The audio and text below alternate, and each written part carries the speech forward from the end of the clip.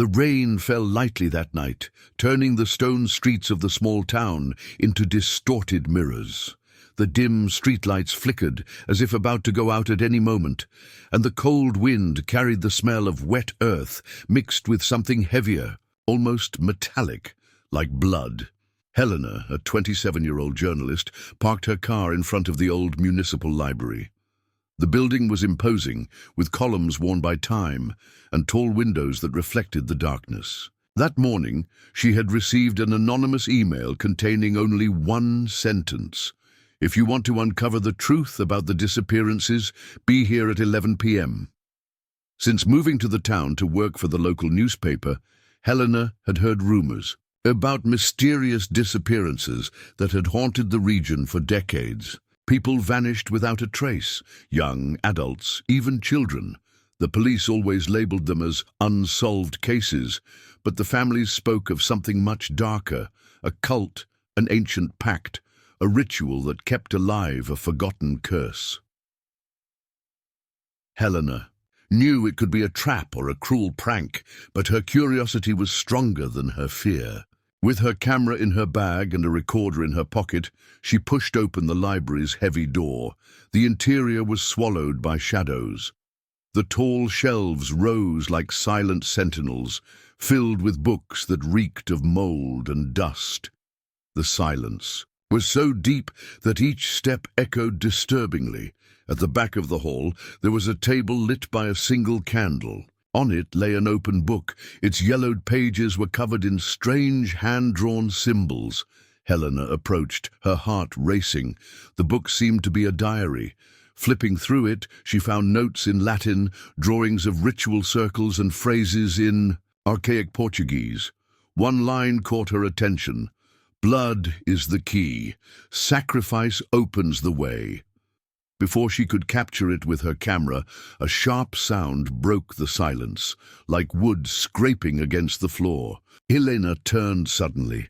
One of the bookshelves was moving on its own, revealing a hidden passage, her breath trembling. She hesitated. Part of her wanted to flee, but the other part, consumed by obsession to discover the truth, pushed her into the darkness of the secret corridor. The passage led to a narrow, damp spiral staircase. The air grew heavier with each step, saturated with a stench that made her stomach churn. At the bottom, she found a reinforced wooden door etched with symbols, carved with disturbing precision. Pushing it open, she entered an underground chamber. The vaulted ceiling was held up by pillars covered in ancient inscriptions. In the center, a circle of stones stained red.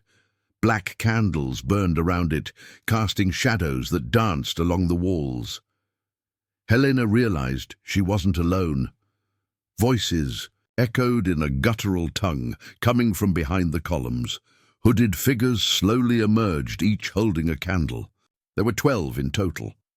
A moment later, a 13th figure stepped into the circle. He wore no hood, an elderly man with eyes dark as coal and a disturbing smile. His wrinkled skin looked almost dry, like parchment. He raised a golden chalice, stained inside, and began chanting in Latin. The others joined in unison, filling the chamber with a chant that seemed to vibrate in Helena's chest. She hid behind a pillar trying to record, but her hands trembled so much the camera nearly slipped from her grasp.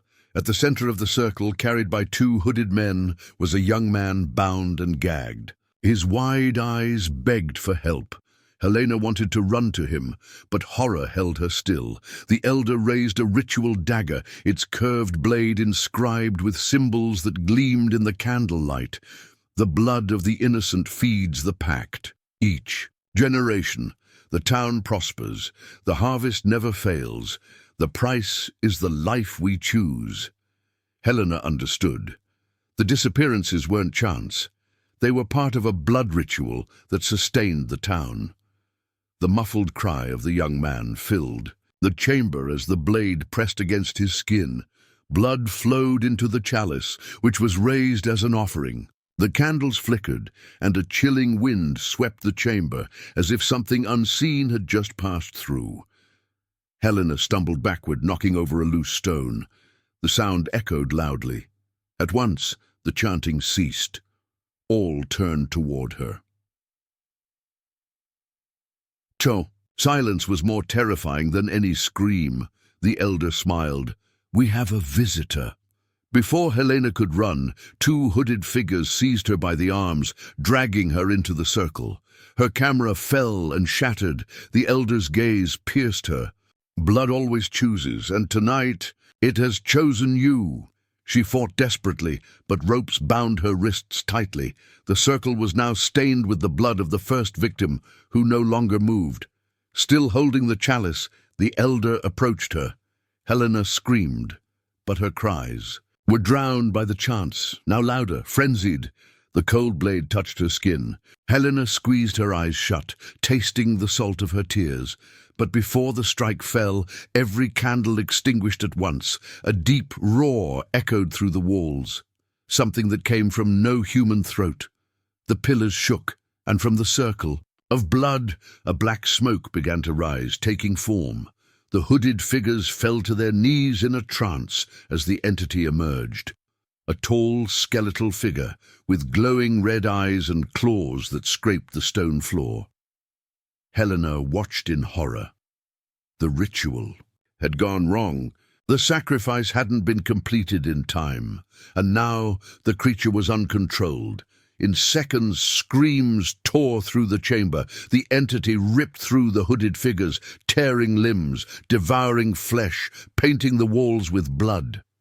The elder tried to command it, but the creature seized his head and split him in two as if he were made of paper. Helena seized the chaos. With her ropes loosened in the panic, she freed herself and bolted up the staircase.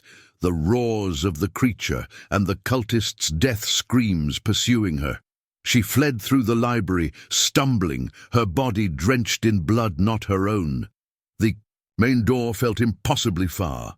At last, she pushed it open and collapsed onto the wet street, breathing as if air had returned to her lungs for the first time. The silence of the night enveloped her. Behind her, the library stood intact as if nothing had happened. No screams, no smoke, only darkness. But Helena knew the truth. She knew it wasn't over. Looking at her hands, she saw a mark seared into her skin, left by the blood that had touched.